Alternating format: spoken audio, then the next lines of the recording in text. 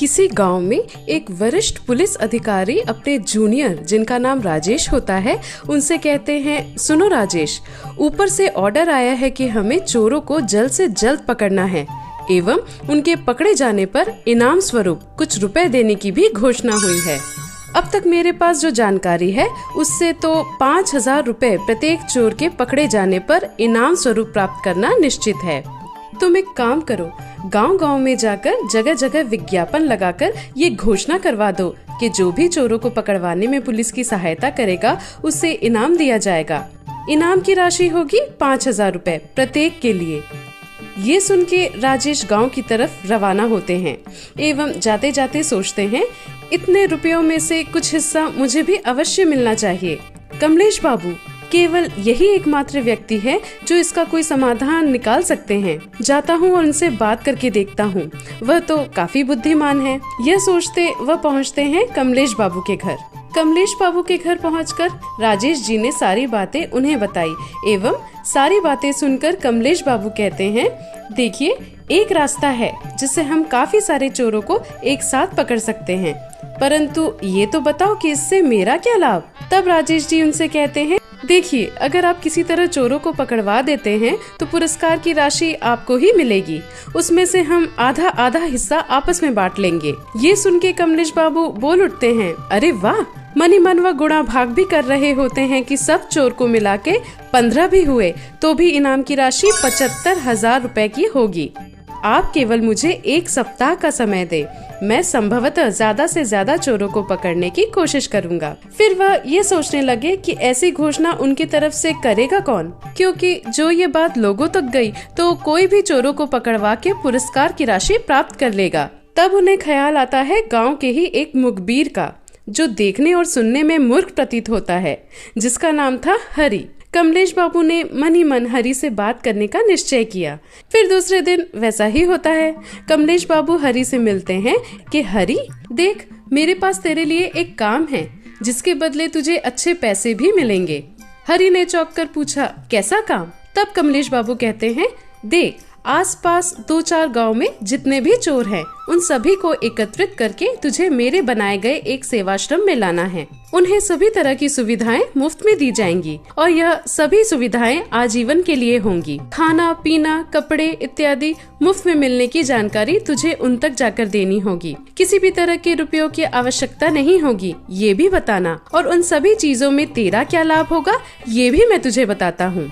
हरि, तू जो ये महान कार्य में सहयोग देगा, जिसके परिणाम स्वरूप चोरों को बेहतर जीवन मिलेगा एवं जो उनके सुधार के लिए आवश्यक होगा, उन सभी के लिए मेरी तरफ से तुझे प्रत्येक के लिए 50 रुपए मिलेंगे। अब तू जितनी संख्या में चोरों को एकत्रित करेगा, तुझे उतने ही रुपए मिलेंगे। तब हरि कहता है, ये तो बेहद आसान काम है, मैं आपका काम कल से ही शुरू कर दूंगा। काफी चोरों को पकड़ कर ले आऊंगा आपके पास, कम से कम 100 चोर तो अवश्य ही हो जाएंगे। कमलेश बाबू मन ही मन सोचते हैं, क्या 100 की संख्या में चोर? उस हिसाब से तो काफी रुपए बनते हैं। एवं हरि से कहते हैं, अगर ऐसी बात है तो तू सभी को लेकर आ, जरूरत पड़ी तो मैं तुझे 50 नहीं बल्कि 100 रुपए के हिसाब से हर एक चोर के दूंगा। हरि ने हामी भरते हुए इसी सप्ताह चोरों को इकट्ठा करने की बात कही।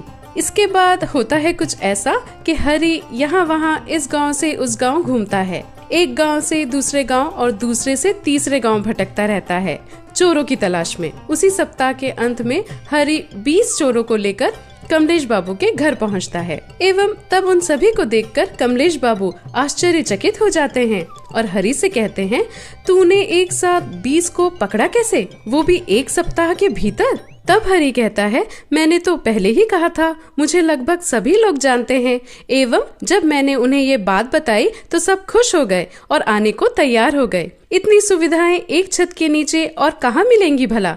ये लो, प्रत्येक के 100 रुपए के हिसाब से तुम्हारे हिस्से के 2,000 रुपए। हरि अपने हिस्से का इनाम पाके बहुत खुश होता है तथा अगले सप्ताह और 20 चोरों को साथ लाने की बात कहता है।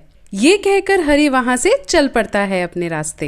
रात होती है, तब कमलेश बाबू सोचते हैं, यही समय उचित है जब सब सो रहे हैं। ये कह के कमलेश बाबू पहुँचते हैं पुलिस चौकी, जहाँ वरिष्ठ पुलिस अधिकारी से मिलकर वह बताते हैं कि पुलिस बाबू, मैंने काफी चोरों को पकड़ा है एवं अपने घर झांसा देकर अटका कर रखा है। आप जल्दी चले। तब वह पूछते हैं कितने चोर होंगे? उन्होंने कहा 20 चोर। तब अधिकारी ने पूछा 20 चोर, वो भी एक साथ? आखिर कैसे कर लिया आपने? तब कमलेश बाबू ने बताया कि कैसे राजेश बाबू ने उनसे अपनी चिंता जताई थी चोरों को पकड़ने की। इसके बदले पुरस्कार मिलने की बात भी बताई। तब मैं पूरे गांव में अपने लोगों को इस काम में लगाकर चोरों को पकड़ा है। तुरंत ही मेरे साथ चले और उन्हें पकड़ ले। और एक बात पूछनी थी आपसे कि इनाम की राशि क्या आज ही मिलेगी? अभी तो चोरों को पकड़ा मात्र ही है। यह सब सरकारी कार्य है, इन सब चीजों में वक्त लगता है। कमलेश बाबू सहमति जताते हुए कहते हैं कोई बात नहीं, चाहे जितना वक्त लगे, रुपए मिल जाए यही काफी है। ये बात करके दोनों पहुँचते हैं कमलेश बाबू के घर एवं वहाँ पहुँचकर अधिकारी चोरों को देखकर चकित रह जाते हैं। आप किन्हें पकड़ लाए? कमलेश बाबू ने कहा ये सब नामी चोर हैं। महोदय, आपसे किसने कहा कि ये सब चोर हैं? इन सभी से मैं प्रायः मिलता हूँ एवं देखा हुआ है मैंने सभी को। यह रास्ते के किनारे बैठकर भीख मांगते हैं, अतः भिखारी हैं। तब कमलेश बाबू भी आश्चर्यचकित होकर उनसे पूछते हैं क्या यह सच है? तुम सब भिखारी हो, चोर नहीं हो? और कहते हैं नहीं, हम चोर नहीं हैं। कि उन्हें हरि द्वारा ये कहा गया था कि अब उन्हें भीख नहीं मांगना पड़ेगा, क्योंकि यहाँ एक संस्थान ऐसा है जहाँ बिना मूल्य के रहने, खाने और कपड़ों की व्यवस्था उपलब्ध कराई जाएगी, परंतु उसके लिए 500 रुपए हरि को देना होगा। इसी शर्त पर कि हरि हमें आपके समक्ष चोर कहेगा और हमें भी अपनी सहमति देनी होगी। ये सुन के कमलेश बाबू अत्यधिक क्रोधित हो जाते हैं और बोल उठते हैं हरि रे हरि, तुझे मैंने मूर्ख समझा, तू तो मुझसे भी ज्यादा सयाना निकला। तब अधिकारी ठहाके लगाकर हंसने लगे और बोले महोदय, इसलिए खुद को कभी इतना चालाक नहीं समझना चाहिए। आप खुद को चालाक समझकर हरि को ठगने चले थे, इसके विपरीत वह आपको मूर्ख बना गया। आप भी अब कमलेश बाबू के साथ ही रहें और विचार करें कि इन 20 लोगों के खाने पीने रहने की व्यवस्था कैसे की जाए।